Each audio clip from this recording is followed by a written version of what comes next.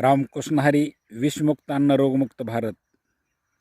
शेतकरी संकटात कसा राहतो, शेतकऱ्याला कसं फसवतात बघा. ज्यावेळेस पशुपालनाच्या पाठीमागं शेतकरी लागतो त्यावेळेस गाई घेणाऱ्या व्यापाऱ्याचा फायदा होतो. गाय घरी आणल्यानंतर खुराक व्यापाऱ्याचा फायदा होतो, खुराक कंपन्याचा फायदा होतो. दूध घातल्यानंतर त्या चेअरमनचा फायदा होतो, त्या दूध घेणाऱ्या संस्थेचा फायदा होतो.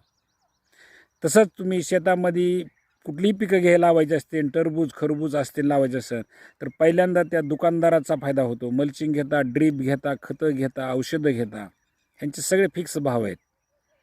ज्यावेळेस माल विकाय नेता तुम्ही त्यावेळेस तिथला व्यापारी म्हणतो माल खराबच आहे, बुरशीचं आहे, चट्टाच पडला आहे, कायनुकच झालं आहे, बायनुकच झालं आहे, असे त्याचे पैसे कमी करण्याच्या पाठीमागा लागतो. मजी सगळं जाळं शेतकऱ्याच्या भोवती जी फिरतं आहे का, ही सगळ्या पद्धतीचं चुकीच्या पद्धतीचं आहे.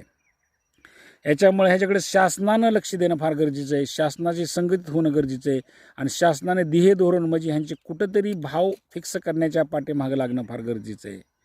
का तर माझ्या शेतकऱ्याला अशा अडचणीमुळं म्हणूनच सांगतो की मी शेतकऱ्याला कुठंतरी पेन्शनचं नियोजन शासनानं केलं पाहिजे, त्याच्या कुटुंबाला शिक्षणाचं नियोजन केलं पाहिजे, त्याचं कुटुंब कसं चालतं ह्याचं बघितलं पाहिजे.